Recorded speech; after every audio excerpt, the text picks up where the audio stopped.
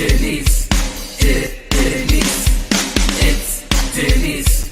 It's Denise. It's Denise. Denise. It's a podcast party. It's a podcast party. It's a podcast party.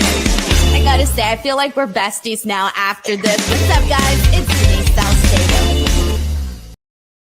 Well, hello there, everyone. Welcome to the channel. It is Denise Salcedo. You're watching Speak Now Pro Wrestling.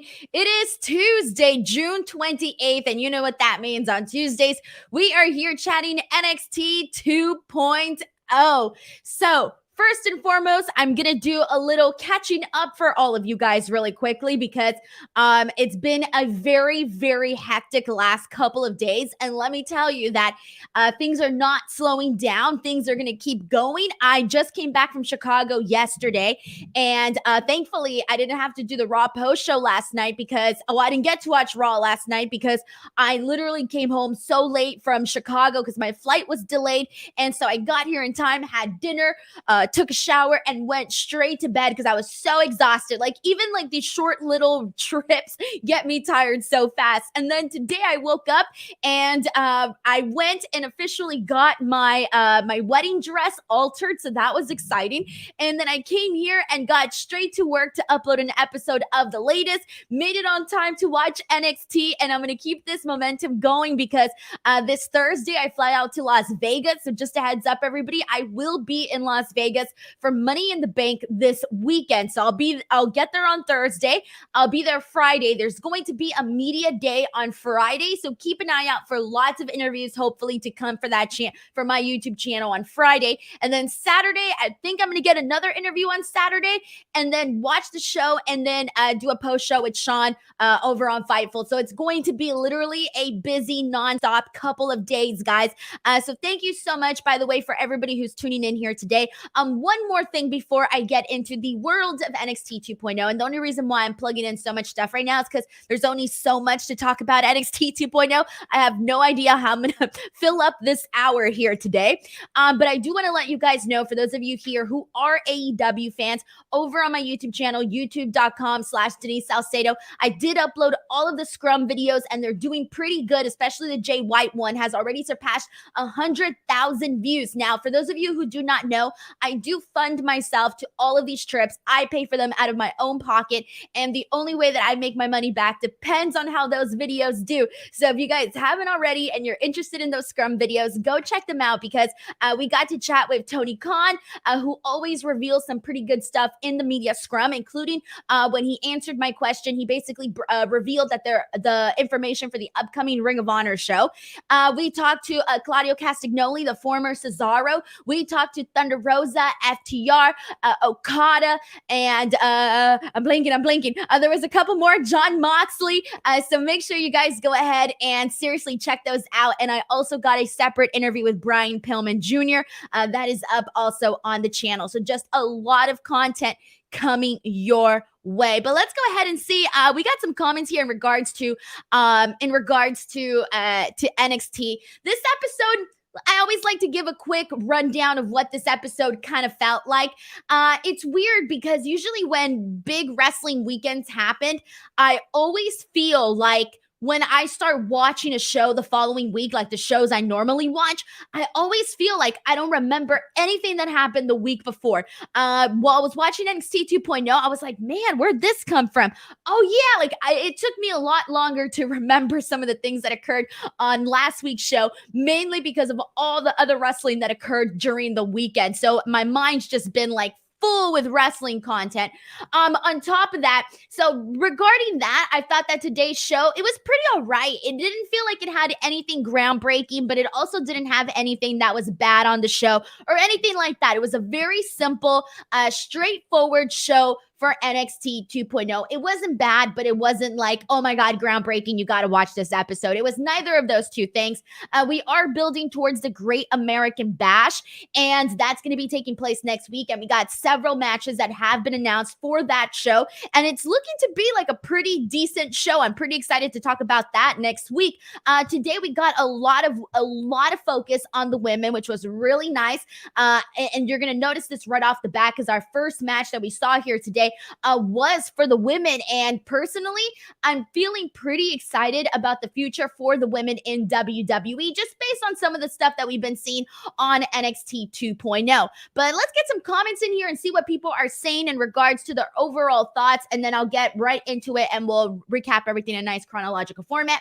Also, for those of you who want to take part in the chat, you do have to be a subscriber on F4W online for at least 10 minutes, and then you'll be able to leave a comment. It's my trick, my evil trick to get you subscribed. But we got Bonkers LFC who says, this NXT episode wasn't it weird ending with Breaker and Grimes. I didn't think it was a weird ending. And I know some people I saw one tweet of somebody like showing some concern or something like that. I didn't think it was a weird ending to NXT. I thought it was a different ending to NXT, and I didn't hate it. And we'll talk about that more in just a second. But thank you so much to Bonkers LFC for getting us started right there. Brandon Rosen, I'm going to answer this. I know this is non-NXT related, but I do have to mention this because he says Jay White was particularly salty, wasn't he? If you have not seen that Jay White press scrum, it's very short. It's not that long. And let me tell you something. The reason why it wasn't that long is because Jay White scared the crap out of everybody in that room. After like 3 questions, ain't nobody wanted to ask Jay White a question because they were scared as hell. Jay White is a brilliant freaking heel. And if you don't believe me or whatever, go watch that media scrum and you'll see the man just freaking turn it on, guys. Like really good shit. So when Jay White came out, so you guys got to understand, when I'm at the scrums, not only am I like tweeting and taking pictures and all of that, but I'm recording. And so there's a lot of stuff that I have to deal with in terms of like making sure that I stop and press record when, they're swapping out people. Sometimes I got to change my battery because my battery dies after a while, that sort of thing. A lot of techie stuff, right? So I was doing this thing where I was walking from my camera to my seat because there was a little bit of a distance, and I heard all the commotion happening, and I was like, what's happening? And like for a second, I kind of had this freak out of moment of like, oh my God. And then I kind of, realize what was happening. But either way, it was good stuff. So I would definitely recommend you guys check it out here. Let's see what else we got here and see what people are saying. We got a lot of people putting over the stuff for Jay White's kayfabe press conferences are always great. Anyways, all right, guys. So let's go ahead and get into NXT 2.0. So we're going to go ahead and kick things off with the first match. And this was Katana and Caden versus Cora, Jade, and Roxanne Perez. So now, for those of you who have been listening to these NXT 2.0 post shows for quite some time, you guys know that I love both of these teams. I've been loving Caden and Katana. The Katana name change, man. I still gotta call her Casey. Anyway, so Katana and Caden, I've been loving them for quite some time because they are such a freaking good team, and they're kind of that team on NXT 2.0 that to me haven't really had that like breakout moment, like they've been good, they've been solid, but for the most part, they've been kept in a certain spot, in a certain level. Well, now the last like couple of weeks, mainly like the last 2 weeks, really, they got a gear change. I'm starting to feel like they're starting to like bump them up on the roster in terms of like what they're doing with them. So it was last week, I believe, where they got a nice win over Valentina and Yulisa. That was perfectly nice. Set them up for this match with Cora and Roxanne Perez. But clearly Cora and Roxanne are kind of seen on a different level, mainly because they're like the popular ones, Roxanne Perez came into NXT 2.0 with a lot of fanfare. She won the NXT Breakout Tournament. There's been a lot of focus on her.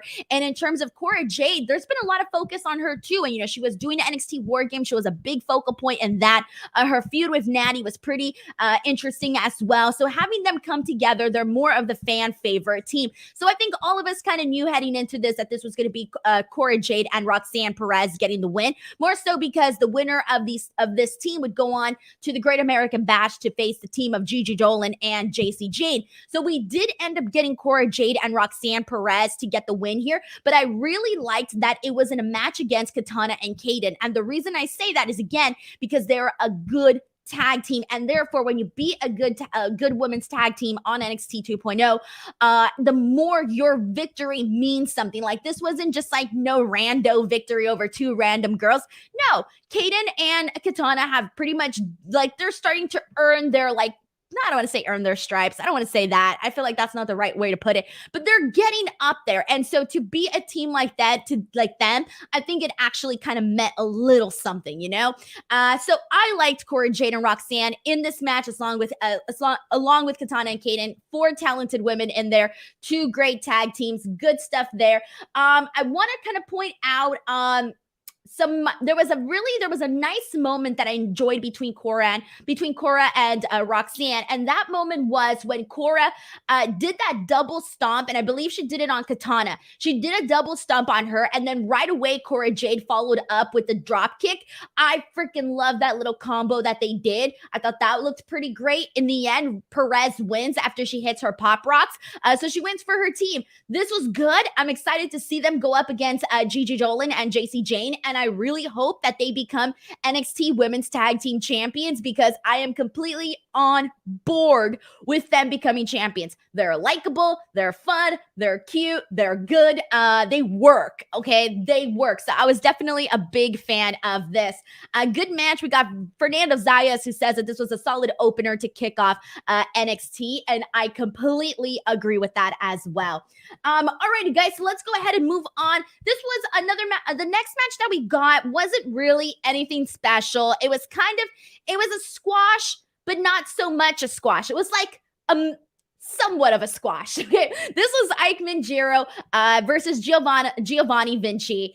And here's the thing. Ikemanjiro, unfortunately, he's a lot of fun in the ring, right? He's a lot of fun, but he necessarily isn't somebody that you kind of take seriously on the NXT 2.0 roster, because that's the way that he's been set up. That's the way he's been presented.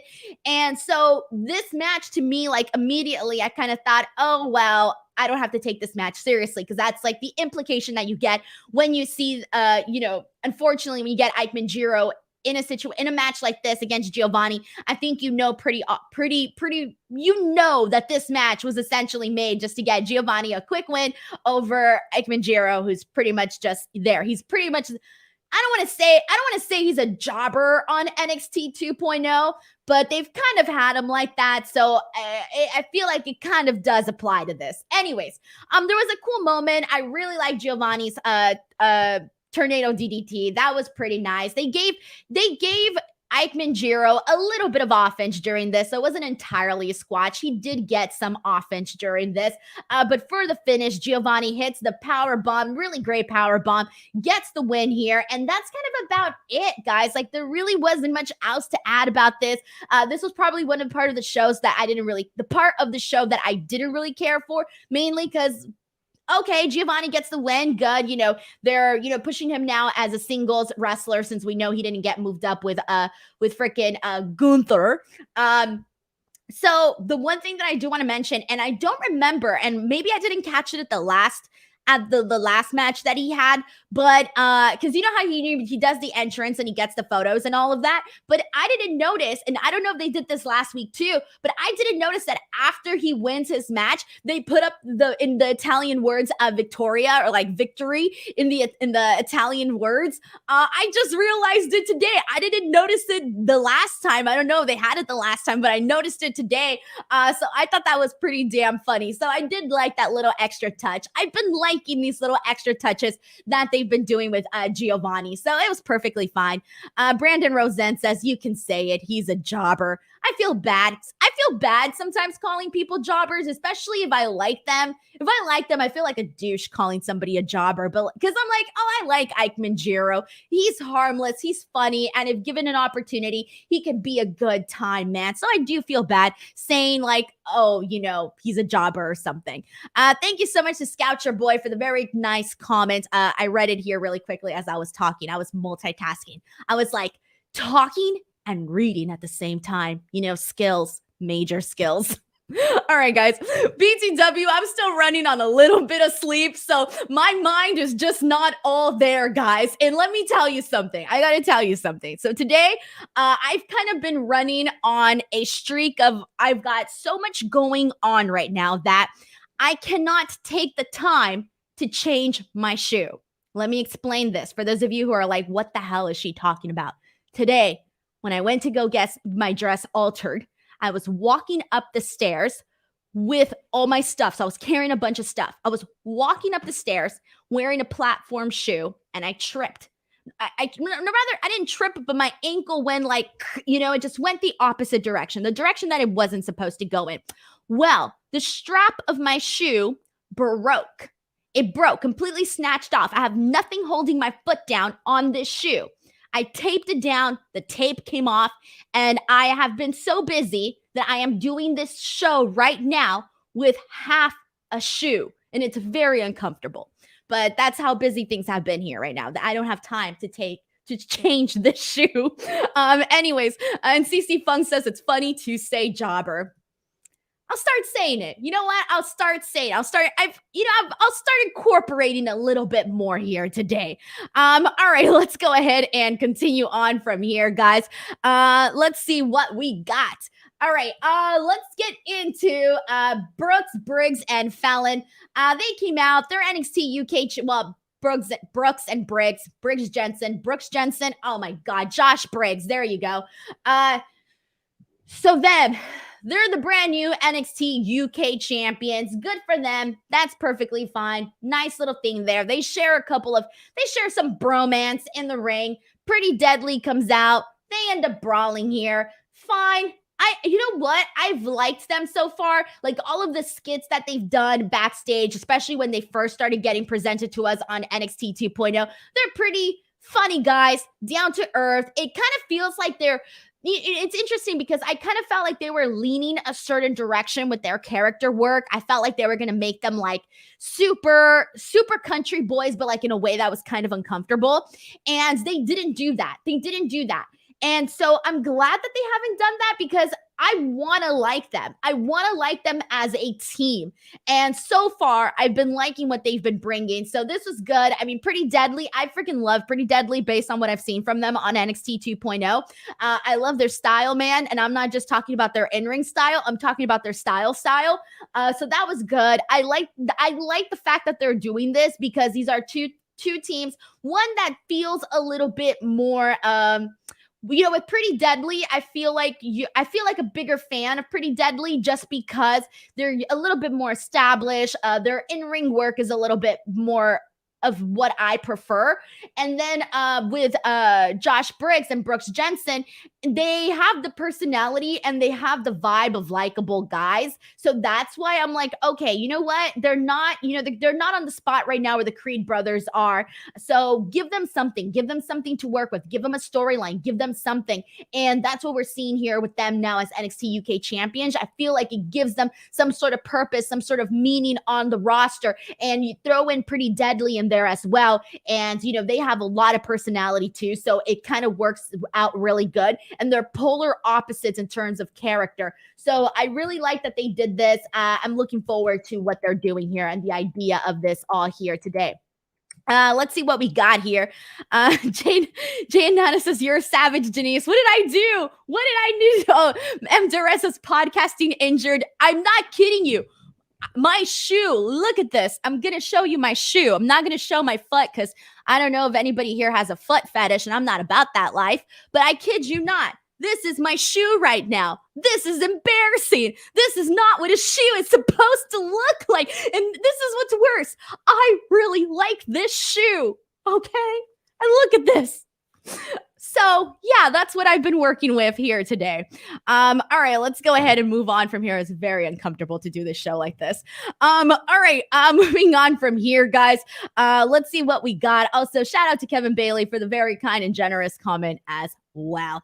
Yeah, we did get another promo from JD McDonough. We argued about how to properly pronounce his name last week.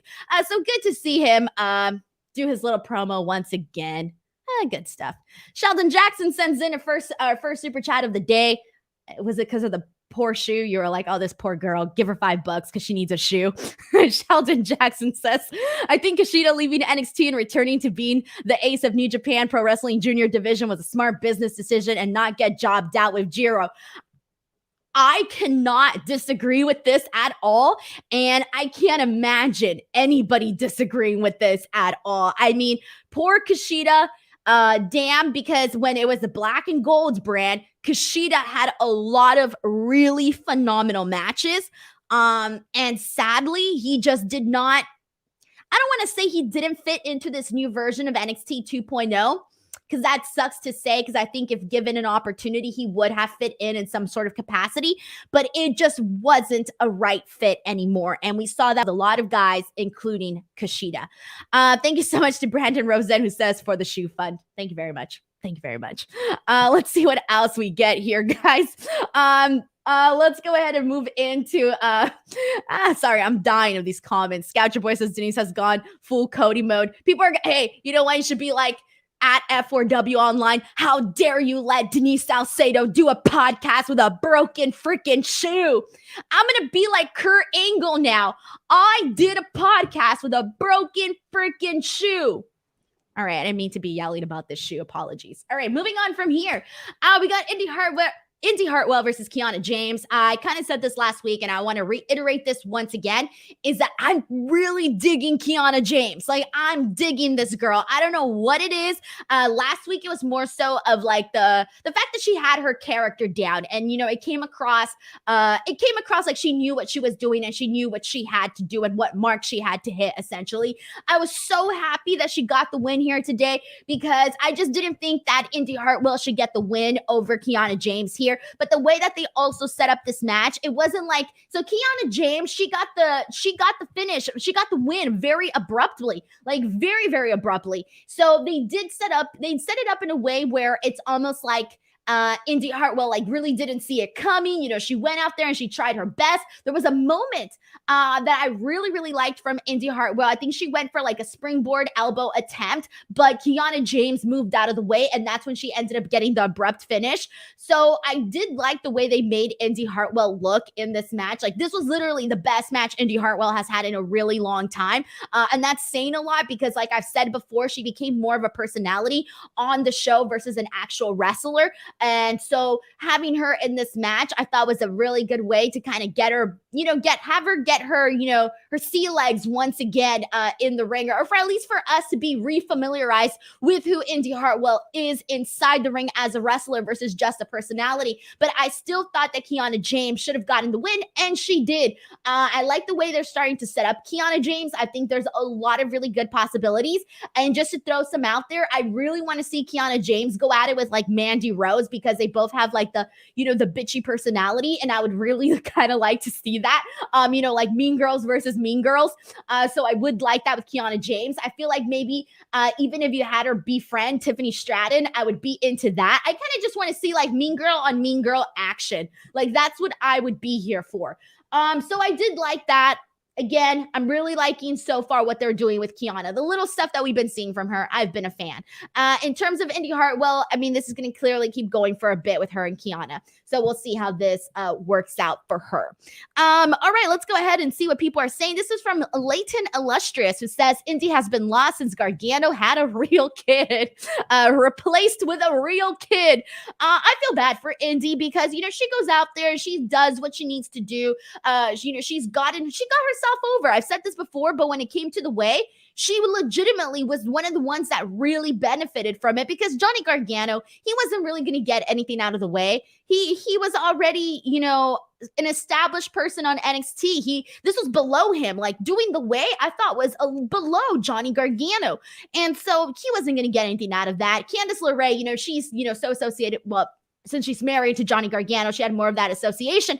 So I didn't think she got too much out of it either. Austin Theory, I was not a fan of him in the way. I thought that some of the stuff, that comedy that they did, some weeks were a hit, some weeks were a miss, and I thought a couple more of the weeks were misses. So I really wasn't digging Austin Theory in the way. And Indy Hartwell with her whole, I'm in love with the creeper, Dexter Loomis. I think that was the one thing that I think actually worked, and it worked to get Indy Hartwell, become somebody that I think the fans started to enjoy seeing on the screen. So I think in terms of all the members of the way, Indy Hartwell was the one that benefited the most from that. But we've mentioned this 100 times on the show. When you take out Dexter Loomis and you take out Persia Pirotta from the Indy Hartwell package, considering how much time they devoted into this, over a year of these people being focal, being a major part of who Indy Hartwell is on the NXT roster, it did take from her. And now she's, trying to find herself again on this roster. Who is Indy Hartwell on her own?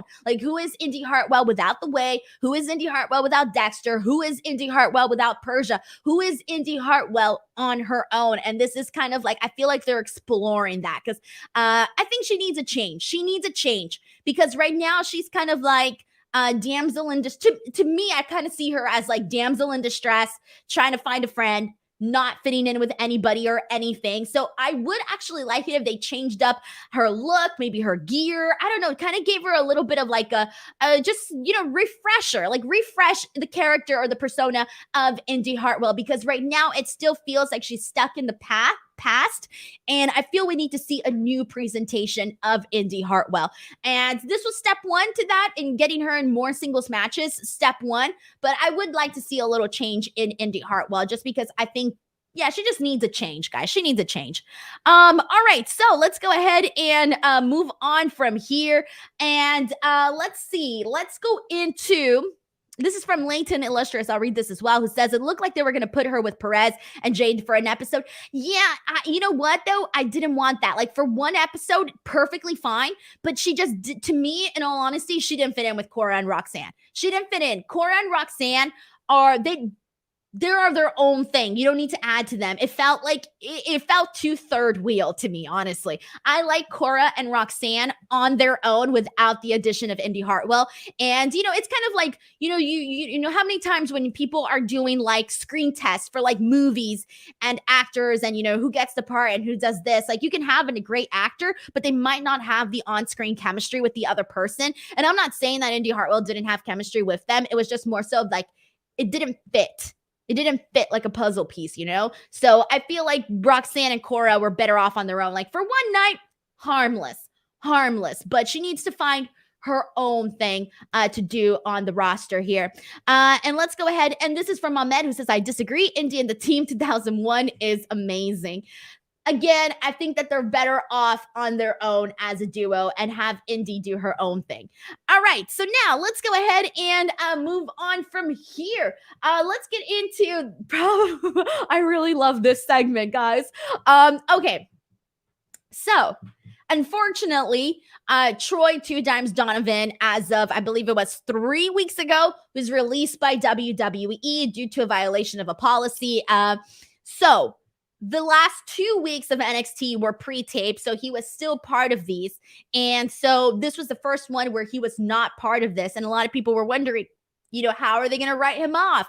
What are they going to do? What's going to happen? How are they going to explain it? Especially because on the last episode of NXT, Tony D'Angelo had essentially kind of given them both a raise, sort of. He gave them gifts. He gave them a brand new watch. He, thanked them for being great and wonderful and all of these things.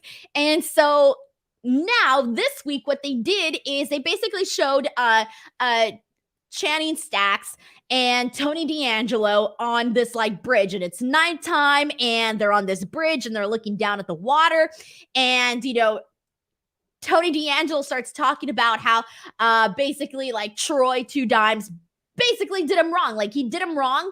And so because he did him wrong, they pretty much alluded to the fact that they threw his body over the bridge and basically murdered him. Like they murdered him, guys. Like that's the thing that we're supposed to grab from this. That Tony D'Angelo and Stacks have murdered 2 Dimes. Okay, I don't know how else to explain this. They murdered him. And then he says, well, now he's sleeping with the fishes. And that's something that Tony D'Angelo has been saying for quite some time. The whole sleeping with the fishes thing, which when he first said it, I had to be educated on what that meant. But now that we all know and we're in good hands here, this was, I'm not going to lie to you. I loved this. I loved this because it made, Tony D'Angelo is supposed to be this guy who doesn't live by the proper rules. This is not a guy that, is an abiding citizen here. He's going to do things his way. He's more of the the mafia and mob and all of this nonsense stuff. That's who he is. He's a badass MFer, okay? Like things go differently for Tony D'Angelo. That's the story. That's the persona. That's the character. So we're supposed to, buy that he's, doing things the way that he wants to do things. So now they're basically saying, oh, well, we murdered this guy because he did me dirty. He did me wrong. He betrayed me, right? Okay. So he did it. He murdered 2 Dimes. That's the thing. And then he threw the watch in the water, the watch that he had just given him. So yeah, I love this. This was great. I loved it. If anybody did not love this, I can't agree with you. I love this. This was great. I like that I thought it added a lot to Tony D'Angelo's character. Come on, no more kidnapping. This went beyond kidnapping. We've seen so many kidnappings in the NXT parking lot. This time, we got a murder. Things are serious now, guys. Things are serious. Alrighty. Zeno Hour says Tony D killed 2 Dimes. Alameo. Brandon says he got whacked. Mohamed says no, they didn't kill him. He just sleeps with the fishes. He's going to be whale food. He's going to be whale food. Also saying this is a hilarious segment. I loved it. I really, really did. Oh, man, that was good. That was my favorite part of NXT today, guys. That was the best part of NXT. Wesley cuts a promo, says he's not weak because, okay, so basically this is directed at Trick Williams, and you guys know Trick Williams is basically, they had a confrontation last week. It was great. I loved everything that they did between Trick Williams and freaking Wesley last week. That was phenomenal. The tears, everything, phenomenal. Okay, so this week he does a pre-recorded thing where he's basically saying that, Trick Williams thinks that he's weak because he wears his heart on his sleeve, right? And he says it's not weak, it's strength. He says nothing nor anyone will stop him from finding inner peace in the ring, not Trick Williams. So now, here's the thing, guys. I'm still trying to figure out the new Wesley character. I thought he was going to be a tropical character. I don't know what they were doing with him last week, but that a couple weeks ago. Whatever. Now I'm thinking they're going with I don't want to say a hippie. He's not a hippie by any means, but he has a very I don't know, when you use words like I wear my heart on my sleeve and nothing's going to stop me from finding inner peace in the ring. Sounds a little hippie-ish, right?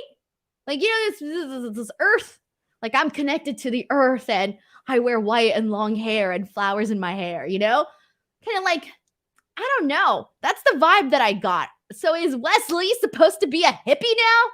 I don't think so. He's a free spirit. There you go. A free spirit. I agree with that, Leighton. I think he's getting the free spirit character. I don't know, guys. I don't know. Anyways, I like Wesley, really do, and I'm wishing him the best here on NXT 2.0, and I hope whatever they do with him, I hope that it works. Brandon Rosette says, I think that's a stretch. It is a stretch. It's totally a stretch. He's not a hippie unless he comes out next week with flowers in his hair. But no, I legitimately think that he's going more of the free spirit route, where they're just, he's a happy person or trying to be happy. He's trying to find his inner peace. He's not Joe Gacy. And that leads us to Joe Gacy and the Diet versus Roderick Strong and the Creed brothers. So it was funny because when this match started, I thought, man, they're still having the Creed brothers team up with Roderick Strong. I'm over this. I think they should have been done already. I feel like that's it. Like now they're making us wait too long for this breakup. And I thought they had already broken up. And that was my mindset going into this match.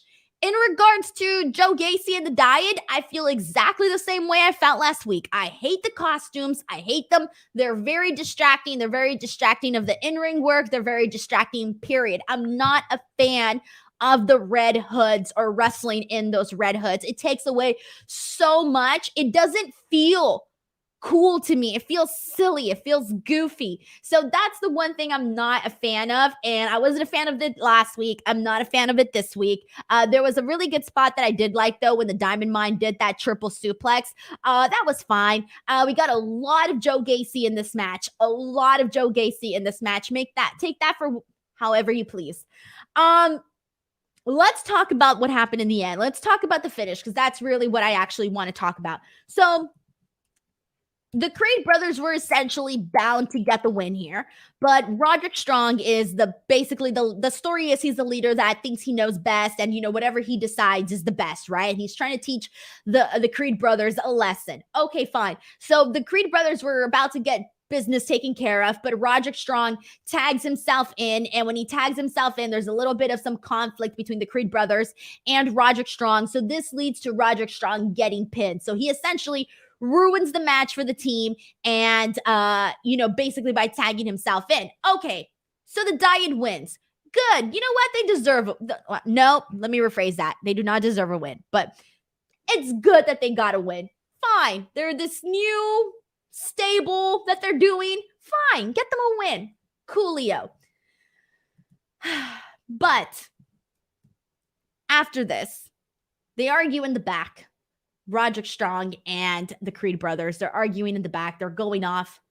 So Roderick basically says that next week at the Great American Bash, it'll be Roderick Strong and Damon Kemp going on to face the Creed brothers for the tag team titles. I think what's going to happen here is Damon Kemp is either going to betray Roderick Strong or help out the Creed brothers in some sort of fashion. I just feel like Damon Kemp, I can't really read him. I feel like there was some weeks where I'm like, okay, he's totally not buying Roderick Strong's BS. And then there's other weeks where I'm like, okay, fine. They're friends. But I have a feeling that Damon Kemp is going to be the one that ruins the opportunity for him and Roderick Strong to become champions. I don't think Damon Kemp likes Roderick Strong as much as Roderick Strong might think Damon Kemp likes him. So that's kind of the vibe that I'm getting where I think this is headed. Yeah, I kind of want to see this happen already, in terms of I want them to shut up Roderick Strong already, have them break up the Diamond Mine officially, and that's it. Move on from here. I'm already feeling the need to move on. So I hope that this is the big blow off and that's it. But chances are it won't be, but I kind of do hope it is the big blow off already. Anything else that I wanted to add about this? No, that's it. Let's see what we got here. This is from Cole Henderson, who says the Snuggie Combat Club forged in comfort. I love it. So for Christmas, I got this big giant God, what do you call those? Those freaking blankets that are sweaters, those sweater blankets.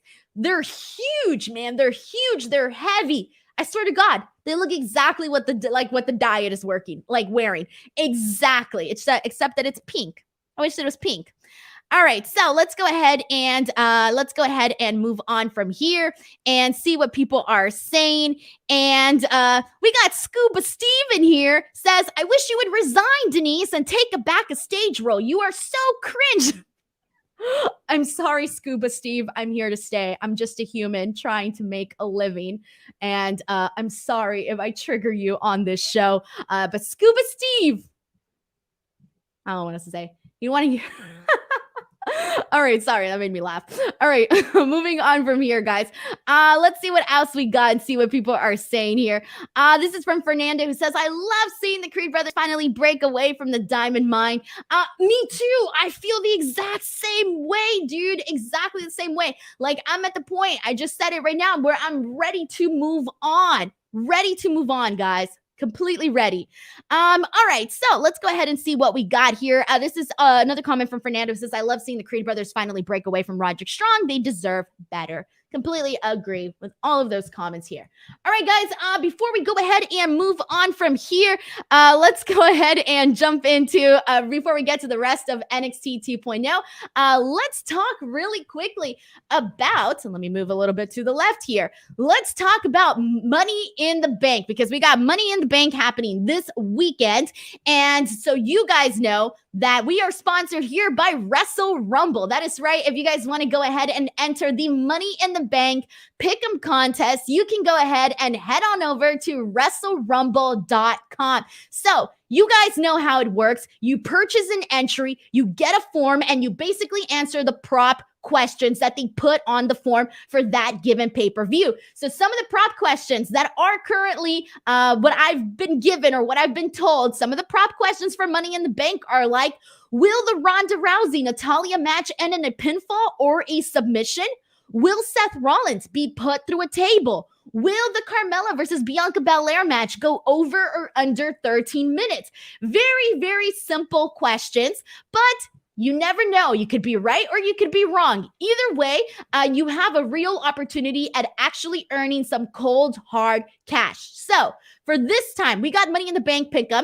Fourth place. Whoever gets fourth place will be getting 10 mystery Hasbro figures. Pretty awesome, especially if you're a toy fanatic. Third place will be winning $100. Second place will be getting home $300. And first place has a great opportunity at winning $500. Now, that is a lot of money. I would love any of these prizes. If you would too, and you want to add a little extra layer of fun and kind of spice things up for you while you're watching Money in the Bank, you are more than welcome to enter the Wrestle Rumble Money in the Bank Pick'em contest. Once again, head on over to WrestleRumble.com. Also, the cutoff time to enter the Money in the Bank Pick'em contest is Saturday at 8 p.m. Eastern Time. Once again, Saturday at 8 p.m. Eastern Time. All right, guys, and let's go ahead and continue on from here.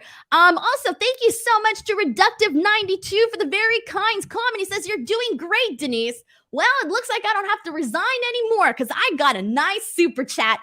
Thank you so much to Reductive92 for the very generous super chat and for the very lovely comment. Thank you so much to Reductive, guys. Please give them some love in the chat here. I feel like we need to give people extra love here, and I have to make this new graphics too for the super chatters because I've been very busy and haven't been able to make those new graphics, but it's happening. Also, shout out to Tyrese Johnson, who is a new viewer here today. Thank you so much for tuning in. All right, guys. So now after this, let's go ahead and continue on from here. Let's get into Singa versus Zion Quinn. So you know what? I was a fan of this. Now, I know for those of you who have been tuning into these shows, you're like, what? Denise was a fan of something a segment involving Singa and Zion Quinn? This is new. Well, maybe not so new for Singa because I have given credit where credit is due, and I do like the man's intensity. I really do. Sue me, I'm a Singa fan, okay? Sue me, I'm a Singa fan. As for Zion Quinn, a lot of what he's been doing for me, I would say 99% of what I've seen Zion Quinn on NXT 2.0 has been sort of like not my favorite thing. It's been like a miss. I haven't been really digging the stuff that they've had Zion Quinn do. It feels a little bit forced, and I feel like they haven't found something that's just right for him, right? That feels natural.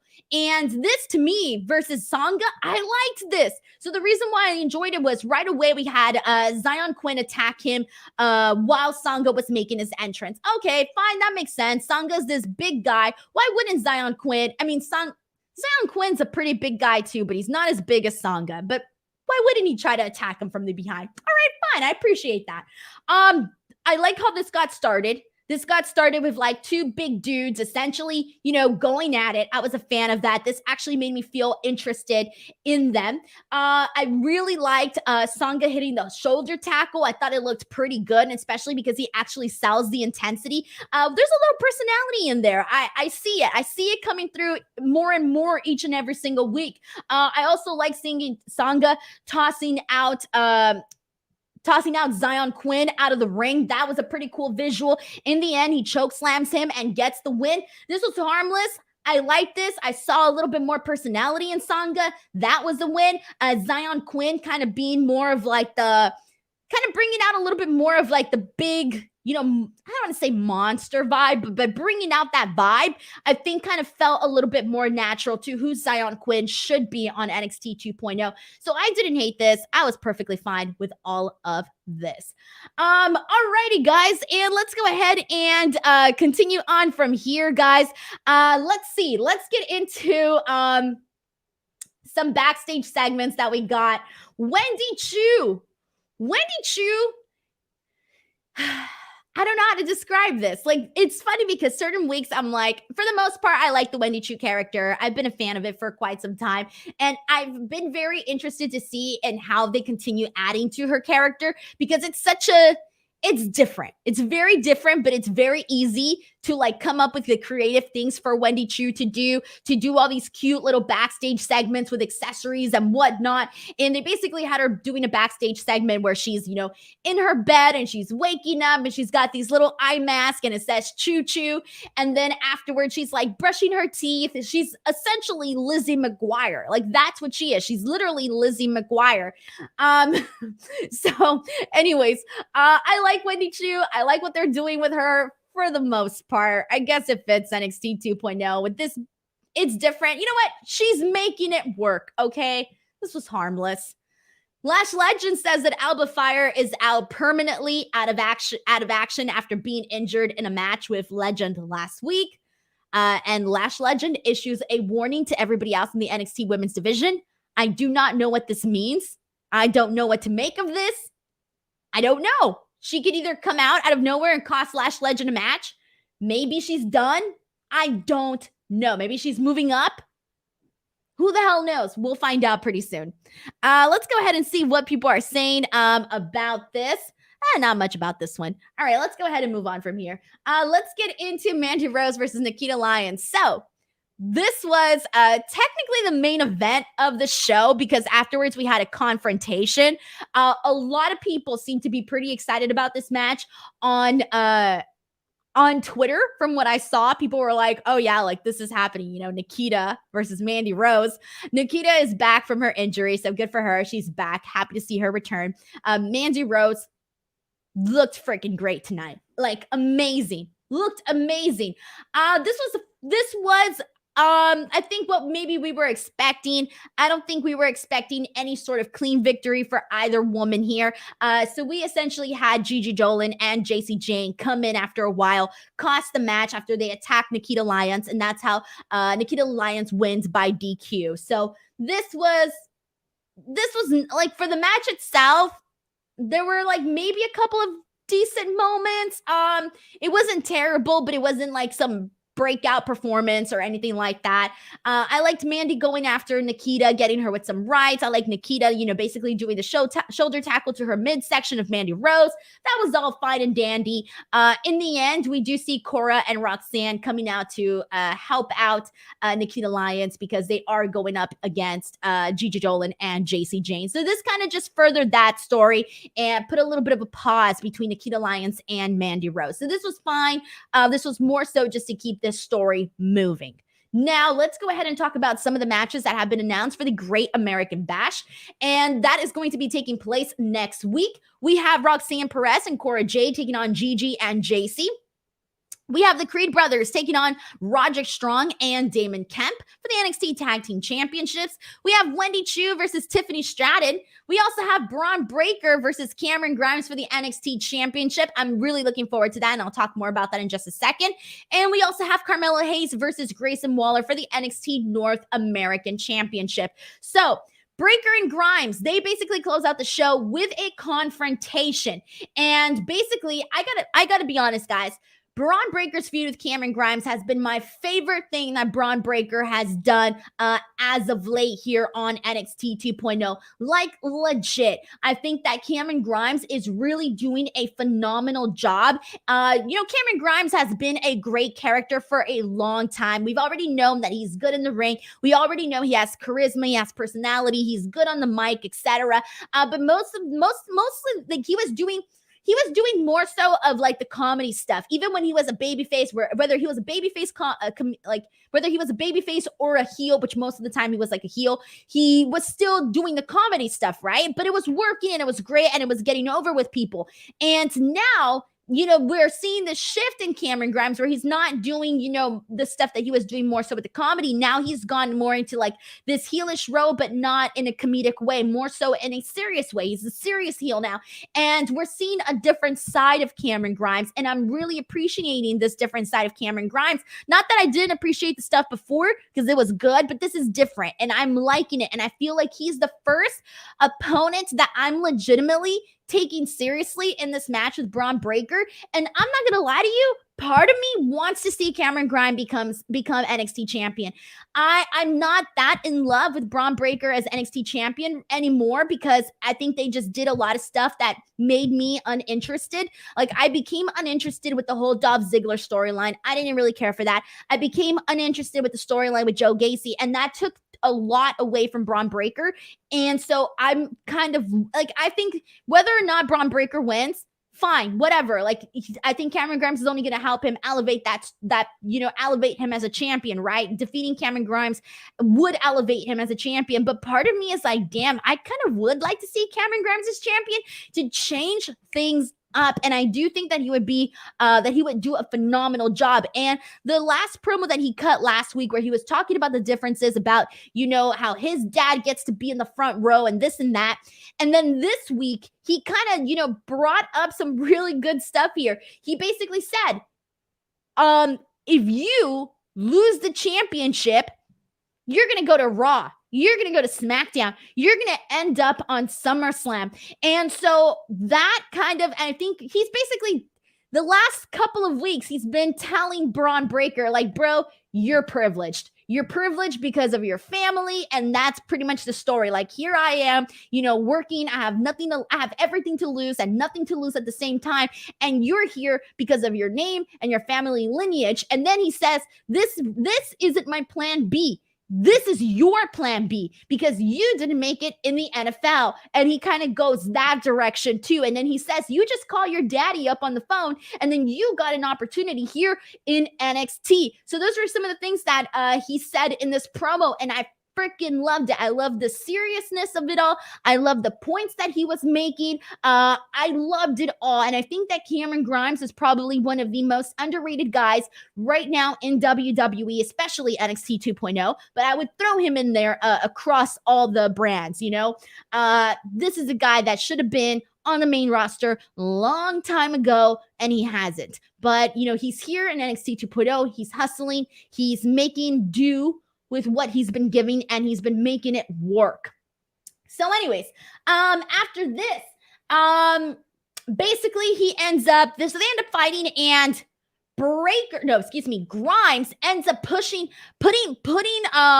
Braun Breaker straight into the turnbuckle, not once, but twice. And it's on the second time that when he hits it, the top rope essentially crumbles down and it falls apart. And so he's basically selling his shoulder. And so Cameron Grimes gets in his face, and at first he acts all concerned, but then he says like, oh, well, now you're not 100%. And he was basically mocking him, saying, well, I have a better chance at beating you because you're not 100%.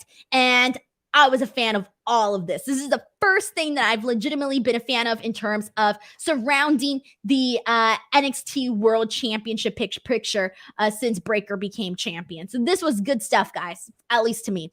Thank you so much to P.S. Yentis, who says, for Denises Shoe Fund. Thank you so much for this very generous super chat. I really appreciate you for sending this in and for also making me laugh about my shoe fund. Thank you very much. Guys, please give some love to PSY Entis over in the chat. Also, thank you so much to M. Durant, who sends in a super chat saying, we all love Nikita, but she's larger than she was on. I almost feel like Vince will see her and want her to lose weight. Okay, so I don't want to touch on that because I feel like I don't know. I don't want to compare anybody's body like that. I don't want to do that. And I don't know. It just doesn't feel right. It doesn't feel right to me. But thank you so much for sending in a super chat. It just doesn't feel like a comfortable topic to kind of talk about.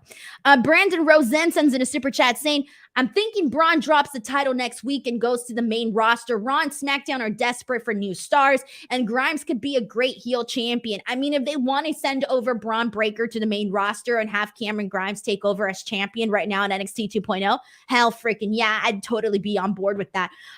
Completely be on board with that, honestly. Thank you so much to Brandon Rosen for sending in this super chat as well. Thank you very much. All right, guys, so there you go. That was NXT 2.0. The June 28th edition. I will be back tomorrow for AEW Dynamite coverage. We got Blood and Guts, so that's going to be a very heavy, fun show to discuss. Make sure you guys tune in for that. I will not be here this Friday because I will be in Las Vegas. Unless I have amazing Wi-Fi in my hotel, then maybe I will be here, but it's been hard to promise shows when I'm in hotels because I just don't know what kind of Wi-Fi service I'm going to get, and it's a serious freaking pain. But hopefully you guys come in tomorrow for AEW Dynamite coverage. On top of that, please make sure to head on over to youtube.com/Denise Salcedo and check out those Scrum videos and check out some of the other interviews that I've been posting as well. Until next time, I'll see you guys later. Bye, everyone.